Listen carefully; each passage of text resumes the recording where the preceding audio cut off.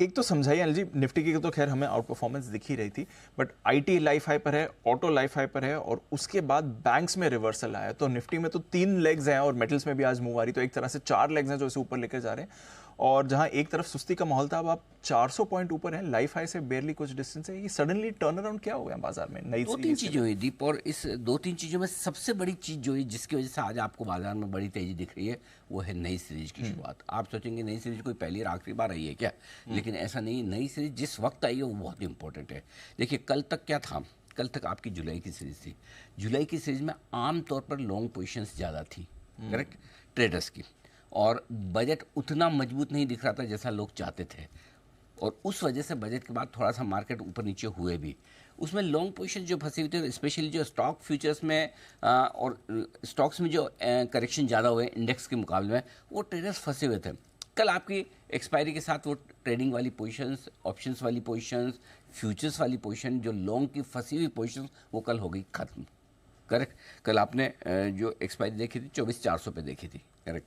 सो वो खत्म होने के बाद आज नई सीरीज में बाजार हल्के। आज सुबह भी हमने सबसे बड़ा पॉइंट ये रखा कि देखिए पिछली सीरीज में इंडेक्स लॉन्ग पोजीशन 84% थी, इस बार हम 57% पे शुरुआत कर रहे हैं। 1,40,00,000 शेयर आपके ओपन इंटरेस्ट में निफ्टी पर थे, इस बार 1,30,00,000 शेयर हैं, बिल्कुल ठीक है। 76% से ज़्यादा के रोल ओवर्स हुए थे, इस बार 69% के रोल ओवर। सो हल्की सीरीज होने का बड़ा फायदा होता है। जब हल्की सीरीज होती है तो सीरीज के पहले दूसरे दिन ही एक्शन में आ जाते हैं, और उसके ऊपर जो जोश आ रहा है वो ग्लोबल मार्केट से भी आ रहा है। कि लग ये रहा है कि इतने दिनों की तेजी के कमजोरी के बाद एक अमेरिका में भी मजबूत सेशन हो सकता है। डाउ फ्यूचर्स डबल सेंचुरी मार रहे हैं, वहाँ से जोश आया है। आंकड़े आप देखिए पिछले 2 दिनों में बिकवाली के हैं, लेकिन कल मंथली एक्सपायरी के बावजूद आंकड़े उतने बड़े नहीं हैं एफआईएस की बिकवाली के, जो जनरली आप मंथली एक्सपायरी पे भी देखते हैं। तो सेलिंग प्रेशर बहुत ज़्यादा नहीं है। और इन सब के साथ जिन लोगों ने इंतज़ार किया हुआ था बजट के बाद हम खरीदेंगे, 2 तरह के लोग थे। एक पैसा बचा कर बैठे थे, बजट के बाद लेंगे, दूसरा बजट के पहले थोड़ी प्रॉफिट बुक करके बैठे थे, बजट के बाद लेंगे। उन दोनों ने 1-2 दिन इंतजार करके देख लिया कि बजट के बाद ज़्यादा घटता नहीं है, लेना तो पड़ेगा। तो आज जो बाजार ने निर्णायक मूव दिया वो सबसे बड़ा मूव था 24,500 को पार करने का। जब 24,500 को पार करके निकले, चलो हम कंजेशन जोन में जा रहे हैं, लेकिन जब 24,600 को पार किया तो फिर इस बाजार की ताकत नजर आ रही है, और ये ताकत ही बाजार को ऊपर लेकर जाती हुई दिख रही है। और ऐसे में मेरे पास एडिटर्स टेक्स में कुछ इंटरेस्टिंग चीजें भी हैं, बिल्कुल बताएं सर, बताऊंगा। बिल्कुल बिल्कुल बताएं सर। पहला, तेजी की वजह सीरीज की शुरुआत में बाजार है हल्के, इंतजार करते रहे लोग, बजट के बाद अब खरीदारी के मूड में आ रहे हैं। FOMO, fear of missing out.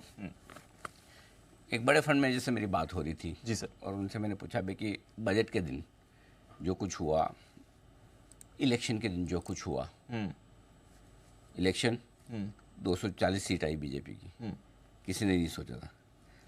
Budget किसी ने नहीं सोचा था कि सब तरह टैक्स लग जाएंगे, बढ़ जाएंगे अपने, ठीक है। उसके बावजूद बाजारों का करेक्शन कुछ ही समय का, कुछ ही पॉइंट्स का, करेक्ट।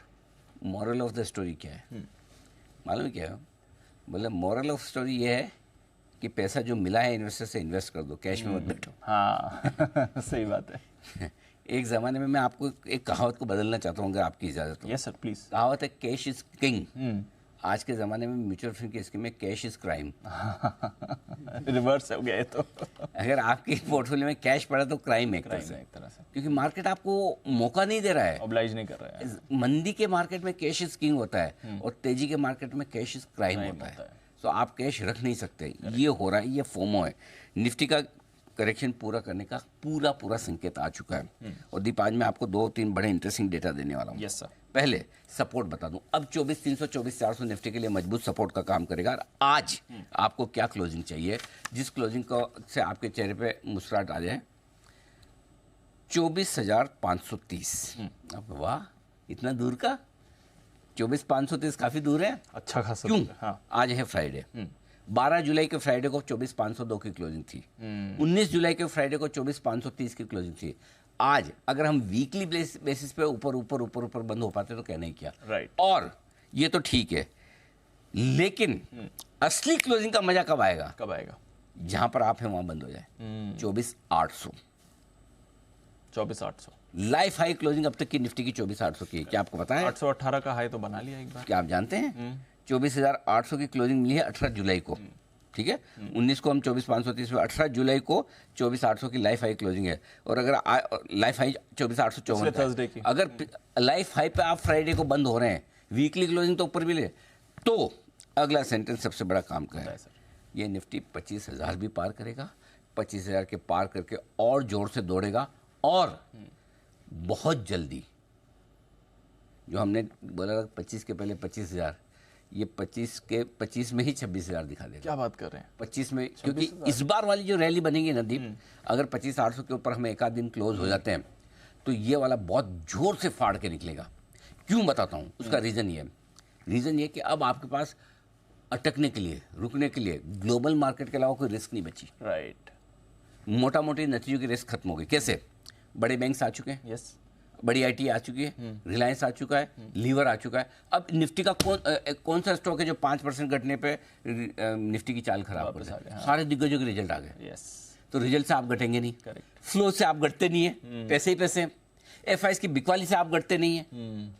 अगर ग्लोबली कुछ ऊंचा नीचा हो जाए अमेरिका में, वो तो आपको मुझे पता नहीं, जो नहीं पता उसका क्या करोगे? जो पता है उस हिसाब से मार्केट में बड़ा घटने का रिस्क बचा नहीं है। और ये इस बार जब 25,000 पार करेगा तो फिर ऐसी आग लगाएगा कि वो आपको देखते रह जाएंगे, फिर ये सोचेंगे क्या गोल्डन चांस मिला था, उसी दिन ले लेते। 24,075 का लो बनाया था। इस मार्केट की सबसे बड़ी प्रॉब्लम है रिजल्ट के दिन और इलेक्शन के रिजल्ट के दिन और बजट के दिन।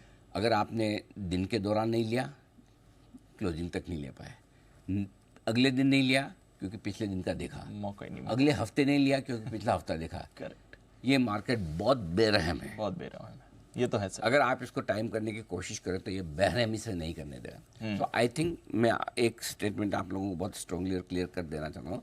बजट के पहले हमने कहा भी था, जो थोड़ी बहुत आप पोजीशन कम कर लिए रिस्क मैनेजमेंट के हिसाब से, वो रिस्क मैनेजमेंट का कहते हैं ना, वो क्या बोलते हैं, अलर्ट रहने वाला विंडो खत्म हुआ। Now life is back to normal. जिनको जो वापस इन्वेस्टमेंट करना है, अपनी पसंद के शेयर लेने हैं, वो आप आराम से कर लीजिए, क्योंकि हमने एग्जिट कॉल भी लगभग इस लेवल के आसपास दिया था।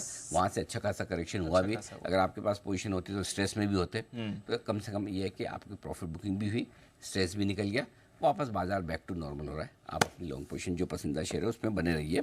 बैंक निफ्टी, यहाँ पर अभी भी समस्या है। बैंक निफ्टी पे क्लोजिंग चाहिए थी 52,300 की। क्यों? 12 जुलाई 52,278, 19 जुलाई 52,265। तो 2 फ्राइडे की क्लोजिंग आपकी 52,300 के नजदीक जाकर हुई है, और ये तो हमें मिलेगा नहीं। आज तो 51,300 हो जाए तो भी बड़ी बात है। तो बैंक निफ्टी अभी खतरे से बाहर निकला नहीं है, और ये खतरे से बाहर निकलेगा तो मंडे को।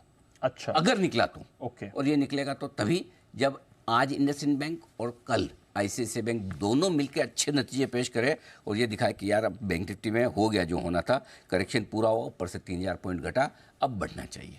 ये आईसीआईसीआई बैंक और इंडसइंड बैंक को डिसाइड करना, और ये हम डिसाइड करेंगे सोमवार को।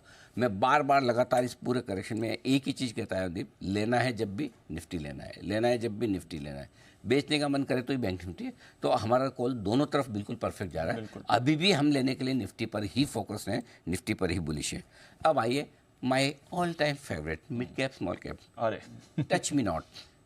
और हमने तब भी बोला कि आप अगर 1 साल प्लस का व्यू रखते हैं तो ये कमेंट्री सुनिए भी मत। देखिए मैं 3-3, 4-4 बार बोला हूँ, ताकि आप शॉर्ट टर्म और बड़े व्यू, क्योंकि मुझे तो डेली ट्रेडर को भी एड्रेस करना है, 5-7 दिन की इन्वेस्टमेंट पिक करने वाले को भी एड्रेस करना है, बजट के पहले बजट के बाद वाले को भी एड्रेस करना है, 1 साल 3 साल वाले को भी करना है। और इससे मेरा वाला साल भर प्लस का व्यू है तो आपको देखने सोचने की जरूरत ही नहीं है। तो उनको तो हमने कभी हिलने ही नहीं दिया, नहीं हिलने दिया, नहीं हिलने देंगे। बाकी लोग जो पोजिशनल थे उनको मैं बहुत साफ साफ कह चुका हूँ, आराम से घूम फिर के आ गए आप, मस्ती से आप आराम से इन्वेस्ट करिए, अपने पसंदीदा शेयर खरीदिए, एंजॉय करिए लाइफ। चलिए, ये है आपके लिए इस समय बाजार पर व्यू। एंजॉय करिए लाइफ, जबरदस्त मोमेंटम में आ रहे हैं।